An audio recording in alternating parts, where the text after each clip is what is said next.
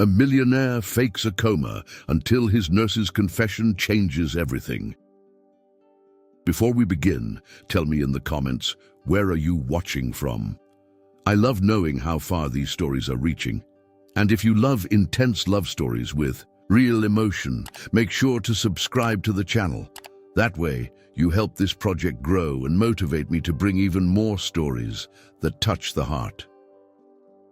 The intermittent sound of the respiratory machines filled the large room with high windows, covered by heavy grey curtains. The air was far too silent for a house as lively and luxurious as Derek Lancaster's. There was always the subtle scent of polished wood and expensive lavender, mixed with the distant aroma of despair disguised as control. The colonial style mansion, nestled among the green hills of Asheville, now served as the stage for a carefully orchestrated lie. Derek, lying on the imposing bed with Egyptian cotton sheets, was motionless. His eyes remained closed, his face serene as if he were truly unconscious. But behind that vulnerable appearance was a man in a heightened state of awareness.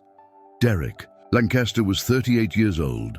His fair skin, usually slightly flushed, now looked cold under the artificial light of the crystal lamp. His dark blonde hair was meticulously tousled, as if the medical team had styled it in a hurry. Even under the false stillness, he held a strong, almost commanding presence. His grayish-blue eyes, when open, could cut through the room with precision. But now they were hidden, watching everything through the slits of his eyelids only when no one was looking. Derek was not in a coma. He never had been. The car accident that nearly took his life weeks ago had been a wake-up call, not about death, but about betrayal. The brakes on his car had mysteriously failed after a meeting with his business partners, and when he woke up in the hospital, he overheard two of them talking in the hallway, celebrating the opportunity to remove him from the company's presidency on the grounds of mental incapacity. The decision was made right there, in silence. Derek no longer trusted anyone, and if he wanted to find out who was still loyal, he would have to erase himself from his own world, at least for a while. Pretending to be unconscious was his only shield, and at the same time, his only weapon. "They want to see me weak," he thought that night, listening to the rain gently hitting the window glass. "Fine, they will, but it'll be on my terms." The medical team came and went. Technicians, physical therapists, private doctors, all paid by him, all believing or pretending to believe in his vegetative state. It was an expensive show, but a necessary one. Then she arrived. On that cold October morning, the new nurse walked in through the side door, guided by the housekeeper. She walked with an effortless grace, as if the world didn't deserve her, but she was still there doing her best. She wore a simple white uniform, but in it, her beauty seemed to shine even more. Elena Rivera, 30 years old, light brown skin, honey-colored eyes with an almost hypnotic depth. Her long, straight, dark brown hair was tied back in a modest ponytail. Her voice, when she spoke for the first time, was sweet and firm, as if time itself slowed down to listen. "Good morning, Mr. Lancaster. I'm Elena. I'll be taking care of you from now on." Derek felt his heart tighten. That voice, unlike any other, carried no rush, no judgment. It didn't seem to be there for the money. She wasn't speaking to a billionaire. She was speaking to a man. Elena began her work with immediate dedication. She checked his vital signs gently, changed the sheets with kindness, and even when alone in the room, she spoke to him as if expecting a response. Simple things, daily details, a bit about the weather, a smile she gave to a child on the street. "The sky looked beautiful this morning. Strange, right?" she said one afternoon. "It's like the world out there doesn't know what's happening in here." Derek, inside, wondered if she truly believed he couldn't hear her, and if she did, why did she bother to speak with such care? On the third night, Elena arrived late. It was pouring rain, and her clothes were slightly soaked. The first thing she did upon entering was rush to his side, worried. "Sorry, I'm late. There was an accident on the highway, but I'm here, okay?" She gently took his hand. "I wouldn't leave you alone for anything." Derek, even without moving a muscle, felt something inside him break. It wasn't just the pain of betrayal. It was the pain of realizing that someone, a stranger, could treat him with more humanity than anyone he had ever known. The deception was necessary. But for the first time since the plan began, it hurt to keep it up. And as he heard Elena close her eyes on the couch in the corner of the room, exhausted but refusing to leave, he understood that the lie he created to protect himself might be the same one keeping him from what he needed most: a true heart. The persistent rain kept tapping against the windows of the Lancaster mansion, as if trying, in vain, to wake a man everyone believed to be unconscious. From the couch in the corner of the room, Elena slept sitting up, her arms crossed over her chest, her face slightly tilted. Her long, straight hair, still a bit damp from the storm, fell like a dark curtain over her shoulders. Her breathing was calm, but there was something tense about that piece. Derek watched her in silence from behind half-closed eyelids. His still chest hid a heart that could no longer pretend to be indifferent. For the first time since everything had begun, he wondered if he had gone too far. How does someone like her still exist? He thought. In a world where everyone wants something, what could she possibly want from me? That night, he didn't sleep. He felt the weight of his own lie suffocating him. The images of the accident returned like blurred fragments. The out-of-control car, the dull sound of the crash, the smell of gasoline, and the silence after the impact. Then the voices, muffled but cruel. This is the end for him. An incapacitated man can't run a company. Let's take over while we still can. He recognized his brother-in-law's voice and his sister's. From that day on, something in Derek died. And in its place, a plan was born. Cold, calculated, merciless. But Elena wasn't part of that. In the morning, she woke up to the sound of the medical team entering the room. Sunlight filtered through the gaps in the heavy curtains, giving the room a golden, melancholic tone. "Good morning, Mr. Lancaster," she said, approaching the bed with a soft smile. "Did you sleep well?" Derek, as always, remained still. She began her procedures gently. She changed the IV, checked his temperature, adjusted the pillow with the tips of her fingers. "Today, I brought a song my mother used to love," she said, placing her phone on the side table. She used to say it could heal even a wounded soul. The sound of an old piano filled the room. The melody was sad, like a memory that still bleeds. Elena closed her eyes for a moment, as if she were praying. Derek felt his chest tighten. That room, once a symbol of his strategy, now felt like a prison. And each of her gestures was another crack in his armor. Later, when everyone else had left, she stayed. She pulled a chair over and sat beside the bed, looking directly at him. Her honey-colored eyes were moist. "I know you'll probably never hear this," she began, her voice low but steady. "But I wanted to say thank you." She let out a light, nervous laugh. "Since I started working here, I've been sleeping better. I feel like my life has a purpose again. It's strange, isn't it? Taking care of someone who doesn't even know you exist, and still feeling so alive because of it." The tears began to fall discreetly. "If you could hear me, I'd say I'm sorry for whatever happened, whatever brought you to this bed. I hope someday you get up and find forgiveness. People hurt us, I know. I've been hurt so many times too." She stood up slowly, and with an almost reverent tenderness touched his hand. "But not everyone wants to bring you down. Not everyone is like the ones who hurt you." Derek closed his eyes more tightly. It hurt, much more than the accident, much more than the betrayal. That night, he made a decision. The lie had to continue, for now. But but something inside him was changing. Something no amount of money could ever buy. And as Elena turned off the light and left the room in silence, Derek whispered, just to himself, so no one could hear, "If I ever wake up, let it be for you." The routine in the Lancaster house seemed to follow a silent, mechanical script. Nurses came and went, machines beeped at regular intervals, and the long, elegant hallways of the mansion seemed to echo loneliness.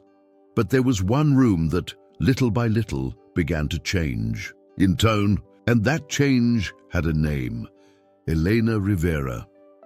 From that morning when she had unknowingly confessed her feelings, her care for Derek had become even more intimate. Not in her touch, which had always been professional, but in her presence. She treated each gesture as an invitation to life, as if hoping he would wake up at any moment. She brought fresh flowers, changed the background playlist according to the mood of the day, and sometimes left notes on the nightstand with phrases like, "The world is still beautiful, even when it feels shut down." Derek, motionless in his act, heard everything and felt everything. One morning, as she opened the windows and let the sunlight flood the room, Elena commented sweetly, "Did you know this place has the most beautiful sky in Asheville? I spend all morning running around, but when I walk in, here everything feels peaceful." She came closer with a small portable radio, placed it on the side table, and adjusted the volume. A soft American folk melody filled the room, with guitar notes that seemed to wander through the walls like memories. "This one used to play a lot at the diner I worked at before I became a nurse," she said, as she changed the bedsheet. "It was called Hazel's Diner. It always smelled like apple pie and burnt coffee. Sometimes I miss that chaos." Derek heard every word, and for the first time in weeks he made an involuntary expression, small, almost imperceptible. But it was there, a slight tension at the corner of his mouth, a hint of something even he didn't know was pain or longing. Over the days, Elena got into the habit of talking to him even when other professionals were in the room. Once, one of the physical therapists made a cold comment. "There's no point wasting so much energy on someone who doesn't even know he's alive. It's a waste of time." She turned with a firm look, surprising even Derek, who felt his heart race. "He's here, and as long as I'm taking care of him, it's going to be with respect."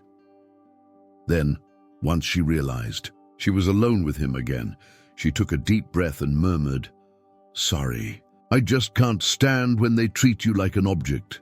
She sat beside the bed, watching him for a few seconds in silence. His face looked calm, as always, but she seemed to see beyond that. "Have you ever been truly loved, Derek? Has anyone ever looked at you without wanting anything in return?" The silence in the room grew heavier. Time seemed to pause. Her words cut through him like a fine, precise blade. Derek had always had everything: cars, companies, stunning women, parties in Manhattan, and secret dinners with Wall Street investors. But now, lying there pretending not to exist, he was beginning to realize he had never really been seen. That night, after her shift ended, Elena quietly came back. She no longer wore her white uniform, but dark jeans and a navy blue wool sweater. Her long hair was loose, damp from the rain. She brought with her a mug of tea and a small poetry book. "Today was a tough day," she said, sitting in the nearby armchair. "My sister called me crying. She's scared of losing her job, and I don't know how to help." She opened a book and began reading softly just for him. Pain doesn't speak loudly. It whispers in the dark, waiting for someone finally to listen. Derek felt a tear roll discreetly from the corner of his eye, but he held back the urge to react. That wasn't part of the plan. But at the same time, there was no denying that here, in this room that smelled of lavender and longing, he was no longer a millionaire. He was just a man being touched by something he didn't know how to name, and as Elena, her head resting against the back of the armchair, fell asleep with the book still open in her lap, Derek stared at the ceiling with his heart on fire. Maybe the game was about to change, not for revenge, but for something he didn't expect to find here. Maybe for love. The rain poured hard that night, slamming against the windows of the Lancaster mansion as if begging to come in. Lightning lit up the Asheville sky at unpredictable intervals, revealing brief silhouettes of the antique furniture in the room. The space, usually calm and orderly, was now wrapped in an invisible tension, as if something important were about to happen. Elena entered quietly, wearing a grey coat over her uniform, her long hair clinging to her face from the storm. Her clothes were slightly wet, and her soaked shoes left faint tracks on the polished wooden floor. She held a mug of tea in a brown paper bag. "I thought maybe you'd like to smell this," she said softly as she approached the bed. "Cinnamon cookies. My grandmother used to bake them every time it rained." She placed the bag on the nightstand, adjusted the blanket over Derek's still body, and sat in the burgundy velvet armchair. A distant thunder rumbled through the windows. Outside, the world seemed at war, but inside, the battle was silent and much deeper. Elena looked at him for a few moments. His serene face, long, unmoving eyelashes, steady breathing. Derek looked carved out of stone, and even so, she spoke to him as if he could hear even the things she didn't say. Today was one of those days when you feel like giving up. You. "No?" She laughed, but her eyes didn't follow. "My sister called again. The rent went up. My mom had a migraine, and I just wanted to run away." The sound of the rain grew louder, as if the sky itself were crying with her. Elena leaned forward, elbows on her knees, holding the mug with both hands. Her voice came out lower, trembling. "But I came. Even exhausted, even not knowing if you hear me. I came. Because this is where I feel alive." She lifted her eyes, and now they were misty. A tear slowly slid down her cheek, and she didn't try to hide it. "If you could hear me, I'd tell you that even without a response. Your presence has changed my heart." Derek heard every word, every silence, and inside, something began to collapse. She got up slowly and walked to the other side of the bed. She looked straight at him, as if hoping by some miracle he would open his eyes. "Seeing you like this, trapped inside your own body, makes me think about how many times I've felt the same way. Alive on the outside, but completely numb on the inside." She brought her hand to his face and gently stroked the side of it with the back of her fingers. "I've thought about giving up so many times, Derek. Thought no one would ever truly see me. But taking care of you reminded me there's still something good in the world." She turned, walked over to the window, and slightly pulled the curtain aside.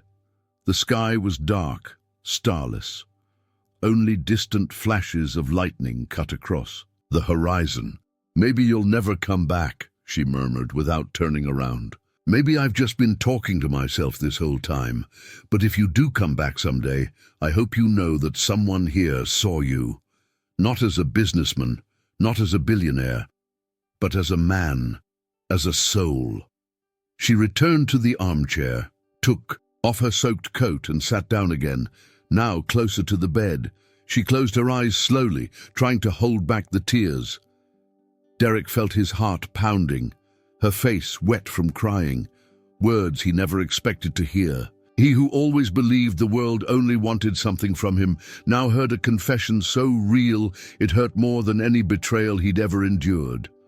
Something broke inside his chest, and at the same time, something was born.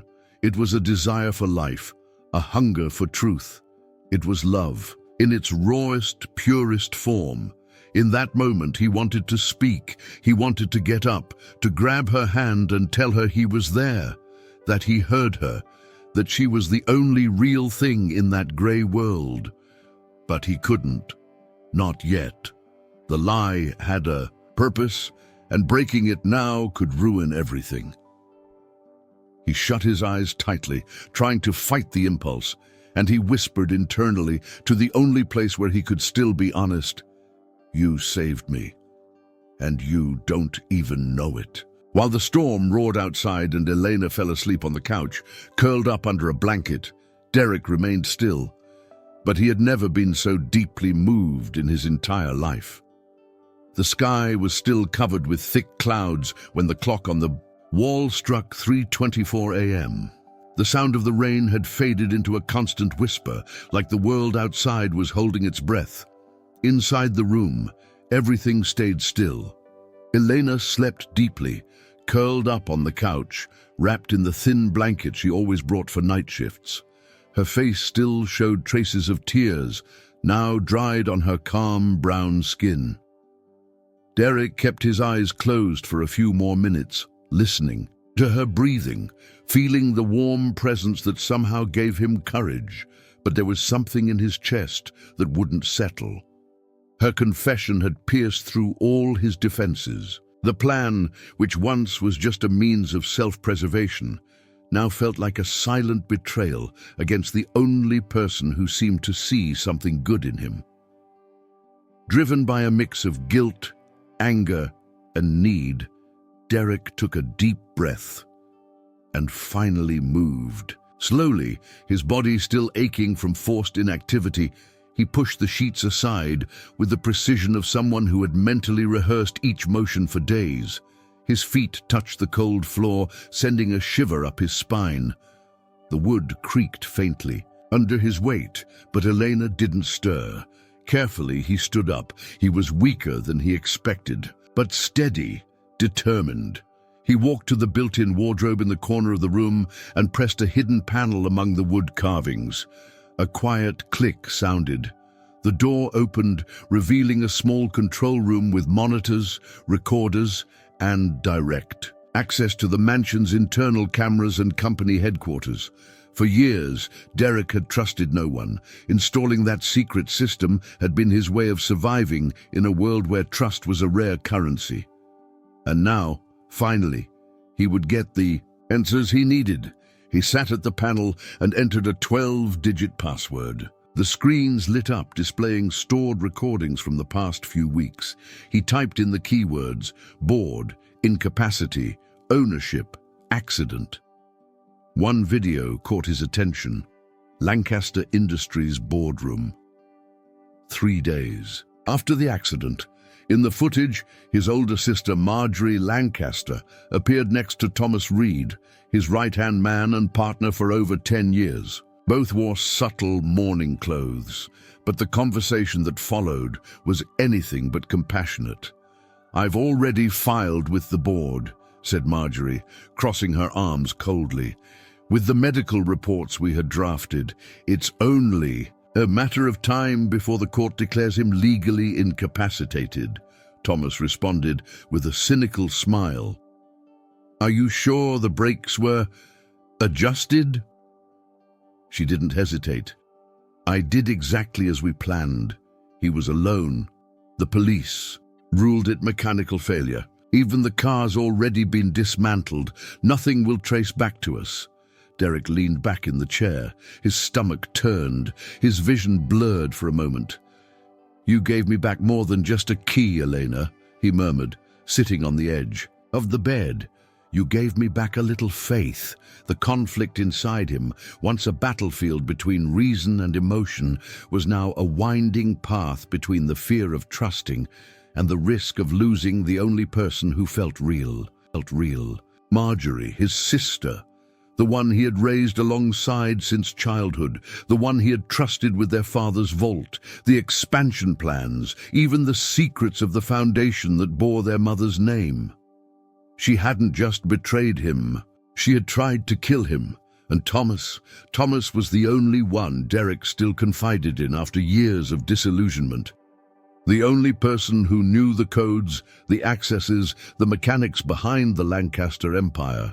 And now there he was, laughing with the coldness of a man who never had a soul. Derek leaned his elbows on the desk, covered his face with his hands, and felt the weight of the truth crush his chest.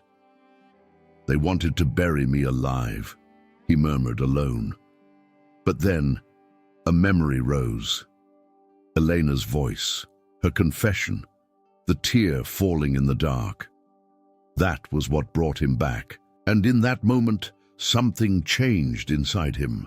The rage stopped being poison, it became fuel. The plan had to continue, but with a new ending. He stood up, turned off the monitors, and returned to the bedroom as if nothing had happened. He lay down carefully, adjusted his body to the same position as before, and closed his eyes, just as Elena stirred on the couch, as if sensing the shift in the air. Derek remained motionless, but inside he was more awake than ever. And now it wasn't just about revenge. It was about justice, about truth, and maybe about protecting the only heart that still beat pure in that rotten world. Dawn arrived with a heavy gray sky. The sound of wet leaves being dragged by the wind softly filtered through the bedroom windows. Elena entered as she did every morning, calm, with silent steps and a serene gaze. She carried a small vase of fresh daisies, picked from the yard, of a neighbor who insisted on giving her flowers in exchange for smiles. She placed the vase next to the bed, adjusted the pillows with care, and spoke as if Derek were about to wake up.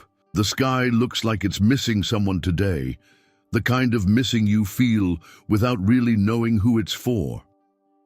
Derek listened, unmoving.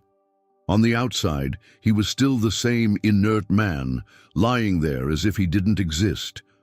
On the inside, he was a whirlwind. Some days his plan gained strength. Every night spent combing through confidential files, screenshots of encrypted conversations, rerouted bank records. Everything pointed to Marjorie and Thomas. The mask of loyalty they wore now looked grotesque to him. But something had started to fester inside him, a troubling thought that kept him up at night, even while pretending to sleep. What if Elena was part of the trap? She knew too much. She was always there. She was sweet, yes, but also observant, patient, attentive to every little detail. Derek wanted to trust her, but after what he heard from his own sister, after seeing Thomas laugh during his supposed mourning, there was no room left for naivety. That afternoon, slipping out of the room quietly while everyone else slept, Derek devised a test. He took a small silver key with a number engraved on the inside, 112. It opened a hidden drawer in his private office where there were documents and recordings, enough evidence to send Marjorie and Thomas straight to court. He dropped the key on purpose between the armchair and the bed, where Elena would clean the next day. It was the only way to know. The next morning, lying in the same spot, Derek heard Elena's soft steps entering. She opened the curtains gently and walked to the armchair. Her voice echoed lightly in the room, unaware that this moment would define everything. What's this?"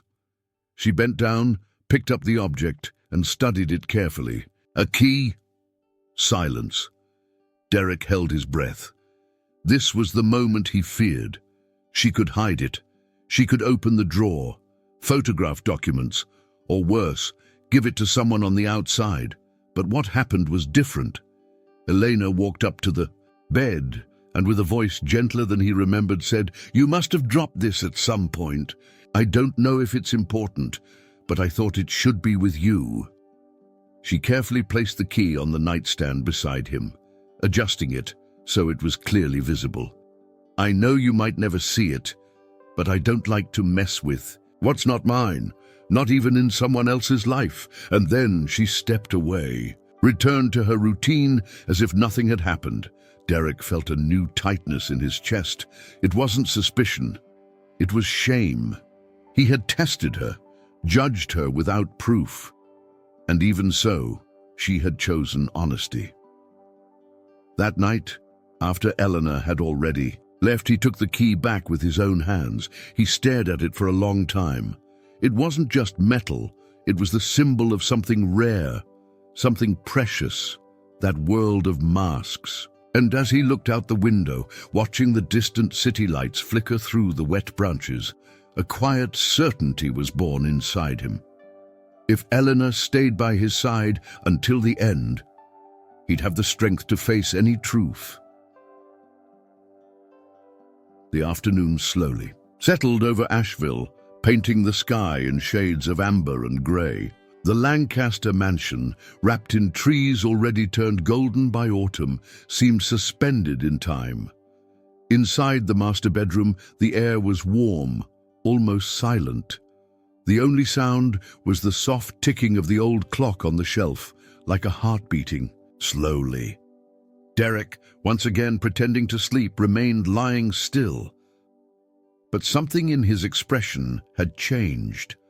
Since the day Elena had returned the key without hesitation, he knew. He knew she wasn't part of the lies, the schemes, the masks. She was the only authentic thing left in his world. In the days that followed, he continued sneaking out at night, gathering evidence and quietly preparing his counterattack. But what was truly growing inside him was something else. Something he hadn't planned, something that scared him more than facing his own sister. He was falling in love, not with the nurse, with the woman who spoke to plants before placing them in the room, who hummed old country songs while fluffing pillows, who spoke of her pain as if reading poetry to the universe. That particular afternoon, Elena came in later than usual. She wore a tight burgundy knit sweater and dark jeans. Her brown hair was loose, smooth like silk, cascading naturally down her back. Her face looked tired, but there was also something serene, a quiet glow, like she had made peace with something inside herself. Derek, by instinct, stayed still, but behind his half-closed lashes, he watched every move she made with a mix of awe and fear. Elena approached the bed slowly. She stood beside him in silence for a few moments. Then, from her pocket, she pulled a small bottle of floral perfume and lightly sprayed the air. "My grandma used to say lavender heals what we can't name," she murmured. "Maybe you're stuck somewhere between fear and forgiveness, and I just want to help pull you back." She then sat at the edge of the bed, looked at him with tenderness, but also with a depth that made him tremble inside. "I don't know who you were before this, Derek," she said, her voice thick with emotion. "But I feel like you deserve another chance." And then, without warning, she leaned in slowly. Her hair fell like a curtain around his face, and with a gesture that seemed to come from her soul, she gently pressed her lips to his forehead. It was a slow kiss, full of silence, a pure act that said more than 1,000 promises, and that, unknowingly, shattered the last wall inside. Derek Lancaster. He shut his eyes tightly, as if trying to hold back an ocean threatening to overflow. Her touch still burned on his skin, but it was a good burn, warm, alive. In that moment, he understood. There was no more doubt, no more suspicion. Elena wasn't a threat. She never had been. She was the healing, the bridge, the truth. And as much as he had built his whole world to not need anyone, he now realized how alone he had lived, and how deeply he didn't want to live like that anymore. But he couldn't reveal himself yet, not while his enemies were still out there. So with a heart on fire and a soul in turmoil, he simply took a deep breath and whispered inside himself, "Wait for me a little longer, Elena. When I come back, I'll be whole. For you." Across the room, she calmly gathered her things and left, quietly closing the door. He stayed there, still on the outside. But on the inside, for the first time in years, he was completely awake. The next afternoon dragged in, heavy clouds covering the sky, and the air thick with a strange sense of anticipation. The room where Derek had hidden in silence no longer felt the same after that kiss on the forehead. Something burned inside him, an urgency he could no longer suppress. It was as if every gesture of Elena's had left a mark on his skin. And now he couldn't bear the thought of pretending anymore, not with her, not after everything she had given, without asking for anything in return. Derek spent hours silently rehearsing what he would say. Every phrase felt too small compared to what she deserved to know, but what truly consumed him was fear. Fear of losing her. Fear that the only person who saw him as a man, not as a name in a financial column, would turn her back and never return. That evening, as the sky slowly darkened, Elena entered the room. She was quieter than usual, wore a grey coat over her uniform, and held a clipboard with notes. There was tiredness in her honey-coloured eyes. A kind of tiredness he knew too well. The kind of someone who gives everything and still carries doubt in their chest. "Good afternoon, Derek. I brought your updated test results. They're stable," she said, placing the clipboard on the table. He watched her every move, every word, and then he knew he couldn't wait any longer. Moving slowly, he raised his hand.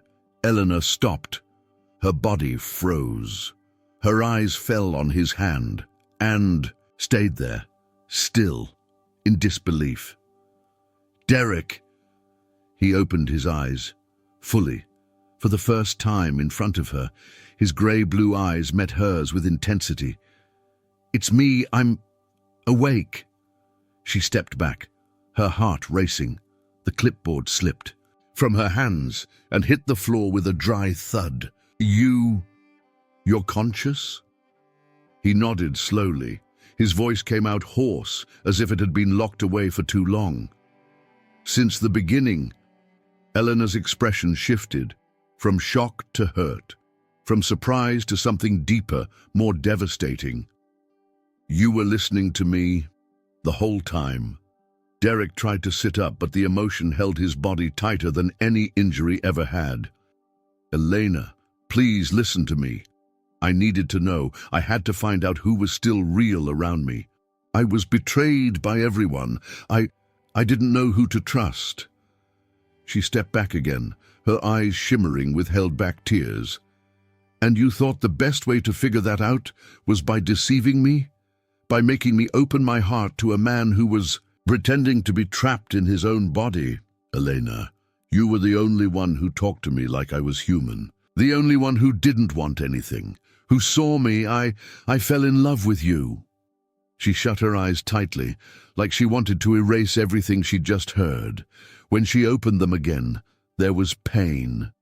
"You used me, Derek. You didn't need to test me. All you had to do was ask who I was. Elena, it wasn't out of malice. I didn't know what was real anymore." "And now you do?" she asked, her voice breaking. "Because I don't know if I do." She turned and walked to the door without looking back. "Elena, please, don't leave like this," he pleaded, urgency thick in his voice. But she stopped at the door, still with her back to him. "You built a prison for yourself, Derek, and locked me in there with you. But I can't live inside a lie." And then she left. The sound of the door closing echoed through the room, like a heavy blow. Derek stood there frozen, his body exposed, his soul laid bare. The silence now was no longer an act. It was real, and it was unbearable. For the first time in a long while, he didn't know if he had the strength to go on, because now, more than ever, he had something to lose. And losing Elena hurt more than any betrayal. Elena's absence turned the Lancaster mansion into a cold, soulless place. The days following her departure were silent and heavy, as if every corner of the house carried the memory of the woman who had brought warmth into a frozen world. Derek wandered the halls like a shadow. He no longer pretended. There was no point. All staff had been dismissed, except for one trusted guard who managed the internal system. For weeks, Derek dove into the archives, reviewed contracts, cross-checked bank records, and consolidated all the evidence he needed to expose the traitors. The plan was ready. The pain in his chest, however, was not. As close as vengeance was, everything felt empty without her. Elena had vanished. She didn't answer her phone, and she hadn't returned to the clinic where she used to work night shifts. It was as if she had been swallowed up by her own disappointment. Even so, Derek pressed forward, not for himself, but because she deserved justice too, even if she never knew.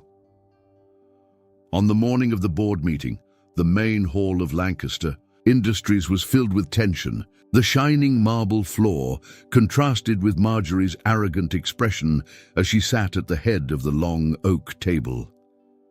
Thomas Reed was beside her, confident, glancing over documents with disdain. "Gentlemen, as acting vice president, I now open this extraordinary session to redefine the company's leadership structure," Marjorie said firmly. "Our brother, unfortunately, remains in a vegetative state," and the double doors burst open. The sound echoed like thunder. Everyone turned. Derek walked in, standing tall, composed, dressed in a flawless dark suit. His grey-blue eyes swept across the room with the cold precision of someone who had returned from hell and brought proof with him. "You can cancel the succession vote," he said. "The president is back." The silence was absolute. For a few seconds, no one moved. Thomas stood first, his face pale. "Derek, this is impossible." Marjorie, on the other hand, remained seated, but the color drained from her face, and her hand gripped the edge of the table tightly. "Good afternoon, sister," he said, calmly approaching. "Remember when you said I'd never know about your private meeting with Thomas? Well, I heard it, all of it." He pressed a remote, and within seconds, the screens behind the table displayed the videos he had collected. Incriminating conversations, money transfers, audio of cold laughter about adjusted breaks and guaranteed incapacity. The footage left no room for doubt. Some board members stood up outraged, others sat frozen in shock. "You buried me before my time," Derek continued, "but you forgot to check if I was still breathing." Marjorie tried to defend herself. "You don't understand. I just wanted to protect the company. You were emotionally unstable. After Dad's death, you shut down, and the solution was to kill me," he cut in, his tone making even Thomas flinch. "Or maybe take my place before I came back." Derek took a deep breath, raised the papers, and threw them onto the table. "Here's the proof, and here's the court order for your immediate removal. From this moment on, Lancaster Industries is under my direct leadership, and any appeal will be treated as fraud and attempted murder." The meeting ended in chaos. Marjorie was escorted out by lawyers, Thomas completely silent. The rest of the board applauded him discreetly, but Derek didn't react. He didn't smile. He didn't feel relief, because the only victory he wanted wasn't there. At the end of the afternoon, alone at the top of the building, watching the city of Asheville through the enormous glass wall, he allowed himself to feel. The serious expression finally broke, his eyes filled with tears, not from fear, not from hate, but from absence. "You won, Derek," he said to himself, "and still you lost everything that mattered." He picked up his phone, called one more time. Voicemail. "Elena, I don't know where you are or if you'll ever hear this, but if you do, know that every word you said stayed with me. You were my truth in the middle of the lie, and I'd give everything to find." "You again?" The call ended. The silence returned. And for the first time, he wondered if the price of truth was living without her. The months that followed were like a new season, slowly yet firmly blooming over a land once devastated. Elena and Derek didn't start over like in fairy tales. There were no over-the-top promises or grand declarations. There were scars between them, and it was precisely by respecting those scars that love began to grow. After the reunion in the rain, Derek decided to leave everything behind. The mansion, the mirrored glass offices, the cold dinners with executives, whose eyes were always empty. He wanted something real. He wanted to plant in fertile ground what pain had taught him. And more than anything, he wanted to walk beside Elena, not ahead of her. There were countless conversations in long, sleepless nights. Plans scribbled on napkins, memories that hurt but healed, until finally the project was born.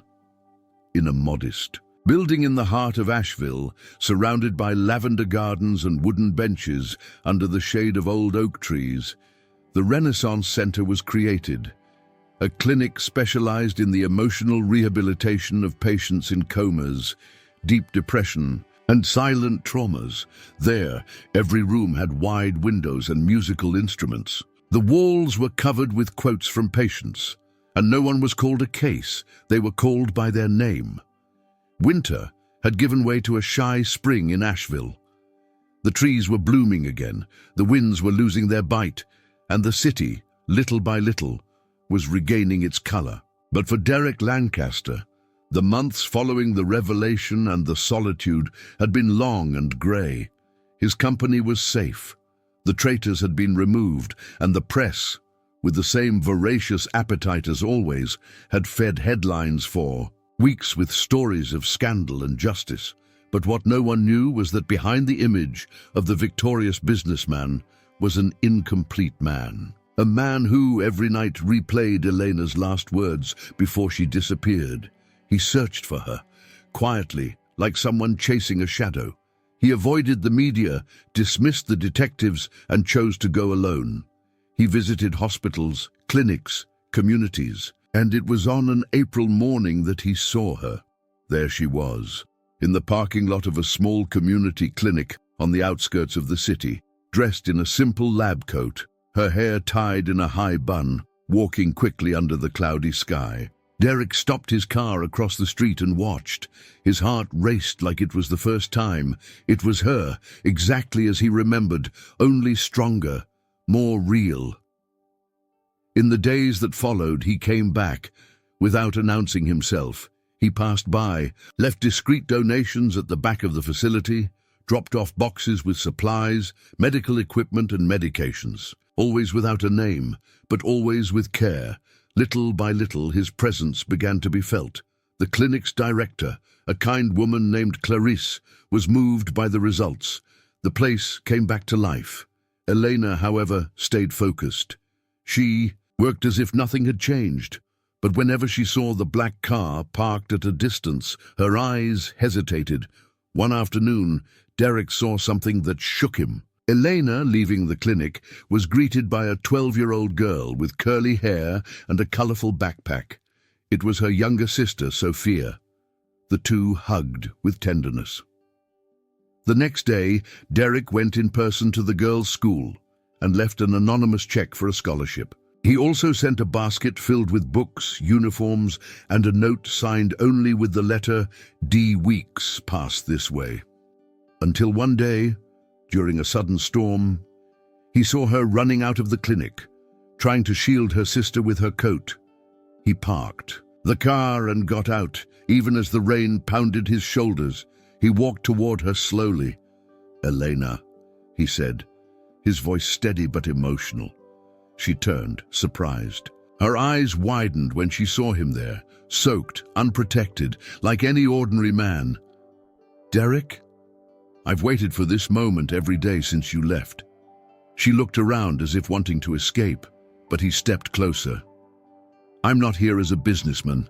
I didn't bring promises, just the truth." She looked him in the eyes, taking a deep breath, her tears mixing with the rain running down her face. "Why?" she murmured. "Why did you do that to me?" He stepped closer, stopping just a few feet from her.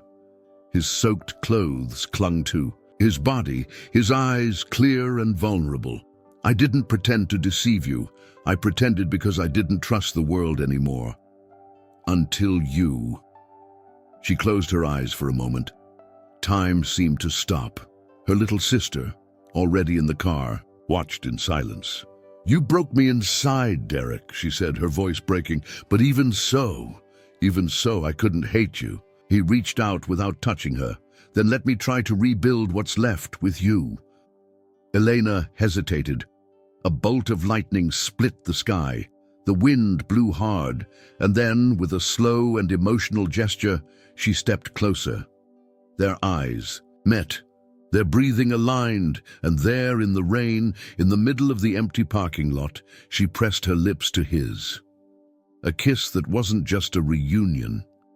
It was redemption. It was an answer. It was everything silence had failed to say. Derek wrapped her in his arms with care, as if holding something too precious to break, and she cried in his embrace, not from pain, but from relief. Because sometimes the truth hurts, but it also sets you free. There, in the heart of Asheville, surrounded by lavender gardens and wooden benches, under the shade of old oak trees, the Renaissance Center was born. A clinic specialized in the emotional rehabilitation of patients in comas, deep depression and silent traumas. There, every room had large windows and musical instruments. The walls were covered with quotes from patients, and no one was referred to as a case. They were called by their name. At the entrance, a simple copper plaque read, "For those who, even in silence, still hope to be heard." Derek no longer wore ties. He walked through the halls in simple clothes, listening to stories, shaking hands. He didn't give orders. He had learned to listen, to see beyond diagnoses, and every time he saw a patient open their eyes for the first time, he remembered the moment his own eyes opened, because of Elena. One morning, sitting on a bench in the garden, he watched a boy in a wheelchair smile as he played a keyboard with the help of a therapist. Elena sat beside him, a clipboard in her lap and a cup of hot tea in her hands. "Remember when all you wanted was to prove that no one could be trusted?" she asked, smiling softly. Derek looked at her. There was peace in her gaze, a lightness he never thought he deserved. "And then you showed up, just when I was sure the world was nothing but lies," he replied. She rested her head on his shoulder and whispered, "Sometimes, loving someone is what heals what even medicine can't reach." He closed his eyes, took a deep breath. In that moment, he truly understood. For so long, he had hidden behind numbers, contracts, control. The lie of the coma had pushed everyone away, including himself. But love, that simple, patient, imperfect and true love, reconnected him with life. In the clinic's main hall, a mural displayed stories of resilience. In the corner, a frame held a modest photo of Elena and Derek, both smiling with quiet joy. There was no caption, but anyone who walked into that place could feel it. Something rare lived there, something money could never buy, something that only grows when two wounded hearts still choose to heal together. So, what did you think of this story? Leave your rating from 0 to 10 in the comments and tell me which part moved you the most. If you enjoyed it, like this video, share it with someone special, and subscribe to the channel to follow more stories full of emotion, twists and endings that warm the heart. And before you go, I picked another emotional story that will surely move you even more. Click on the screen now to watch. I'll be waiting for you there.